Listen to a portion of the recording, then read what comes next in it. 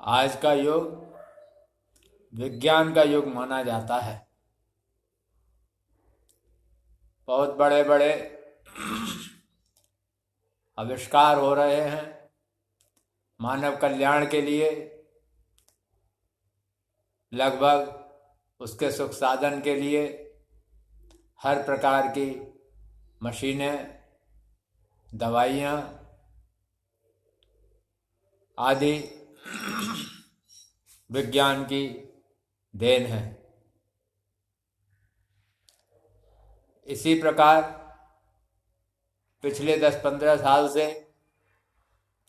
विज्ञान के साथ साथ विश्व में ज्ञान की आंधी भी आ रही है। उस ज्ञान की आंधी में भारतीय योग विज्ञान का कुंडलिनी शक्ति और शक्तिपात का विशेष योगदान है।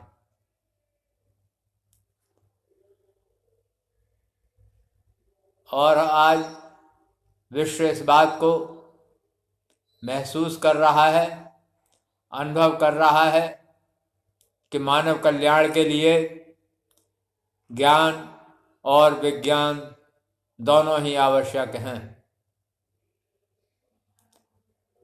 अगर खाली विज्ञान को लेकर हम मानवता का विकास करना चाहें तो वो उसी प्रकार होगा जिस प्रकार किसी जड़ वस्तु के बड़े बड़े महल या पर्वत बना दिए जाएं, क्योंकि ज्ञान के बिना जो मानव की आचार संहिता है, जो मान मर्यादा है, उसकी बुनियाद नहीं रखी जा सकती। मानव के सामाजिक और व्यक्तिगत जीवन में मान मर्यादा, सामाजिक मान्यताएं बहुत ही आवश्यक है। इसी प्रकार विज्ञान भी मानव कल्याण के लिए परम आवश्यक है। लेकिन विज्ञान भी वह विज्ञान जो मानव कल्याण के लिए हो, वही स्वागत के योग्य है। जो विज्ञान मानवता के विनाश के लिए, सृष्टि के विनाश के लिए विकसित किया जाए, वो सदा ही निंदनीय है। इसी प्रकार ज्ञान भी वही ज्ञान पूजनीय है जो हमें मन वचन कर्म से शुद्धि की ओर ले जाता है, हमें ईश्वर की ओर ले जाता है, हमें हमारा ज्ञान देता है, हम कौन हैं इसका बोध कराता है। तो ज्ञान के इस प्रसंग में हम कौन हैं, कहाँ से आए, क्या है, इसमें सबसे अग्रणी स्थान योग साधना का है। योग साधना वो साधना है जिसको महर्षि पतंजलि ने 8 भागों में या 8 चरणों में वर्णित किया है। ये 8 चरण है: यम नियम, आसन प्राणायाम, प्रत्याहार, धारणा ध्यान और समाधि। इसी महान योग विद्या में जब हम कुंडलिनी शक्ति और शक्तिपात का समावेश कर देते हैं तो ये विद्या हमें अपने पूर्ण रूप में पूर्ण ज्ञान देती है। आसन प्राणायाम आदि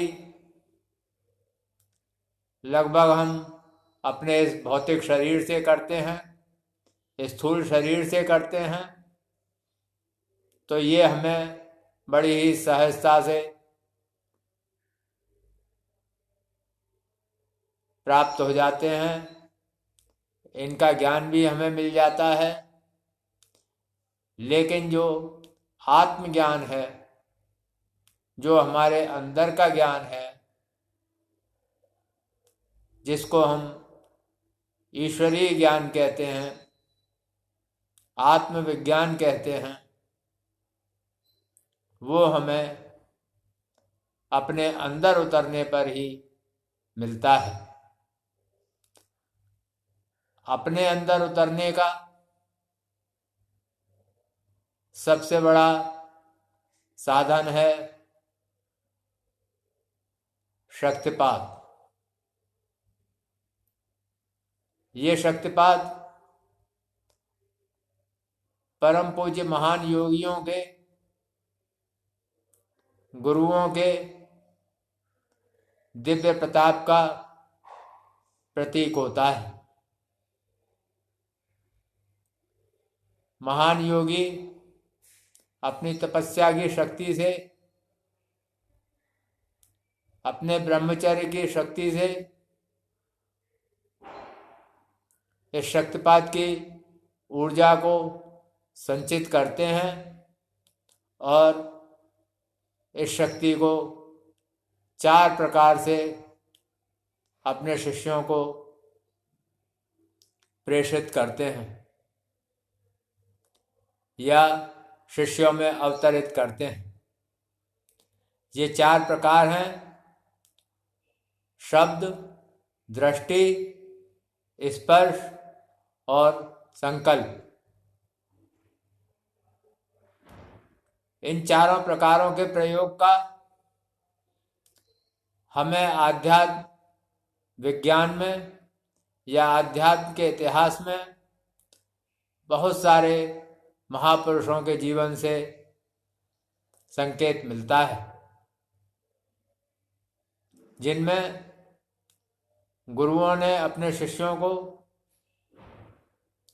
इन चारों प्रकारों का प्रयोग करते हुए शक्तिपात किया और इस शक्तिपात से उनकी कुंडलिनी शक्ति जागृत हुई।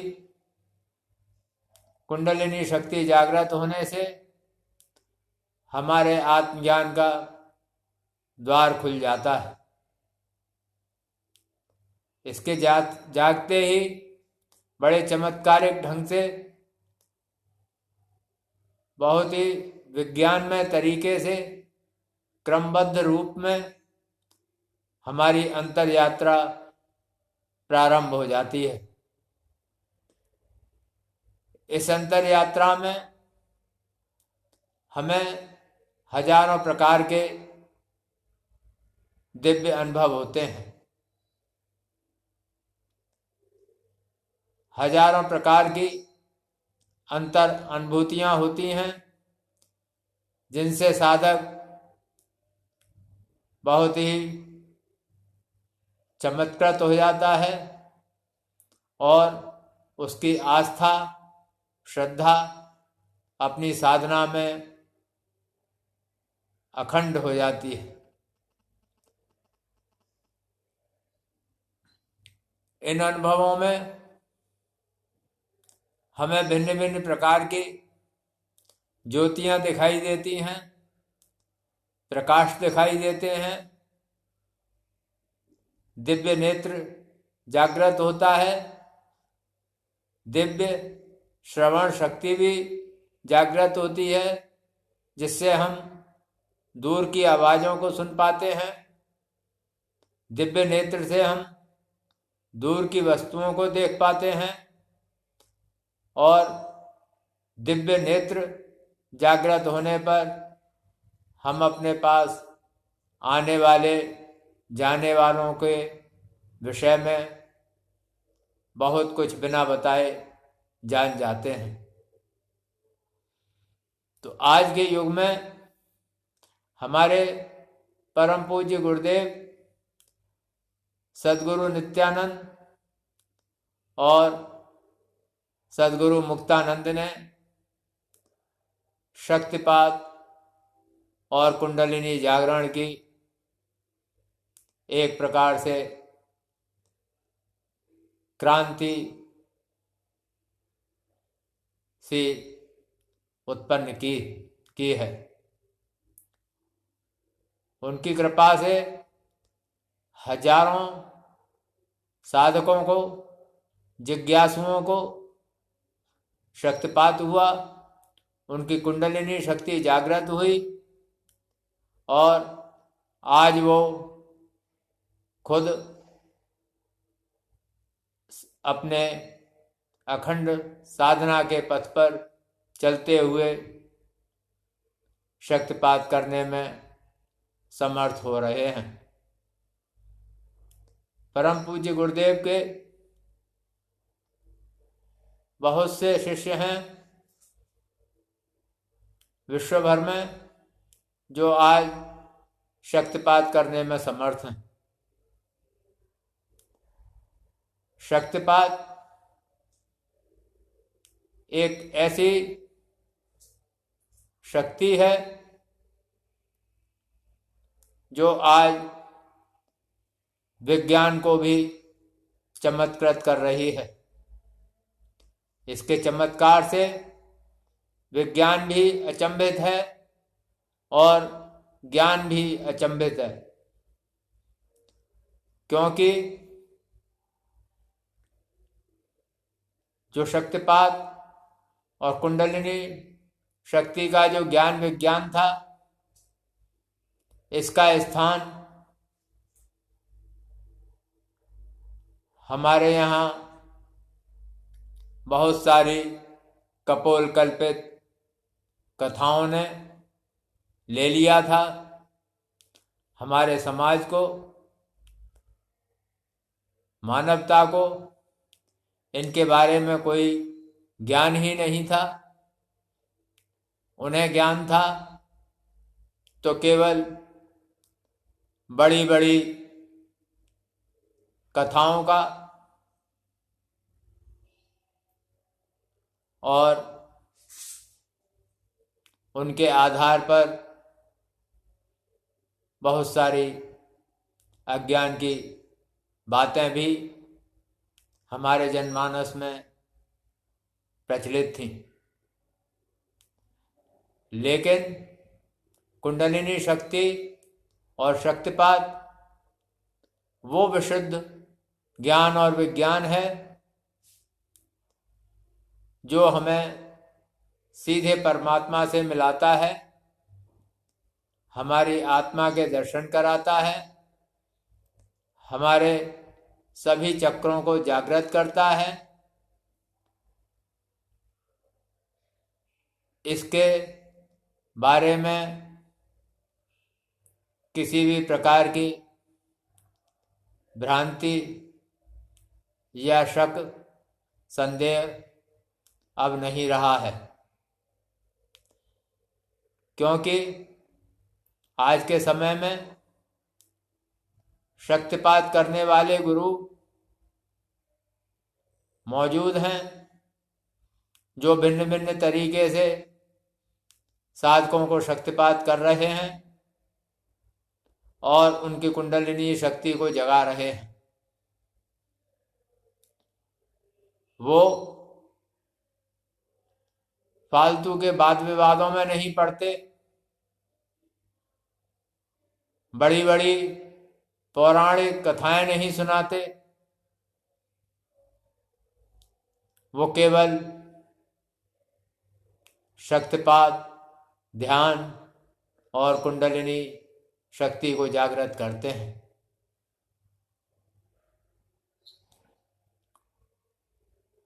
उनका यह महान प्रयास, साधकों का मार्गदर्शन धीरे धीरे करके विश्व में एक आध्यात्मिक क्रांति पैदा करेगा। जिस प्रकार विज्ञान के क्षेत्र में क्रांति हुई है, शुरू में कुछ महान वैज्ञानिकों ने विज्ञान को कुछ आधार स्तंभ दिए, जैसे विद्युत का आविष्कार हुआ, गुरुत्वाकर्षण का सिद्धांत बताया गया।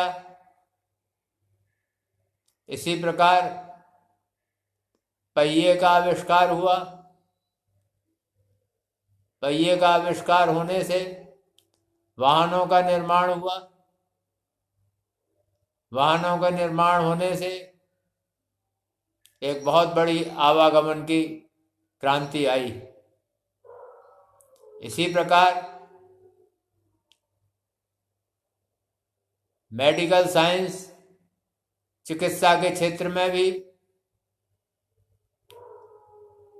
सर्जरी का आविष्कार हुआ। सर्जरी के द्वारा बड़े बड़े असाध्य रोगों को आज ठीक किया जाता है। तो ऐसी ही क्रांति शक्तिपात और कुंडलिनी शक्ति के जागरण के द्वारा विश्व में आने वाली है। अभी कुछ गुरु कर रहे हैं, बाद में धीरे धीरे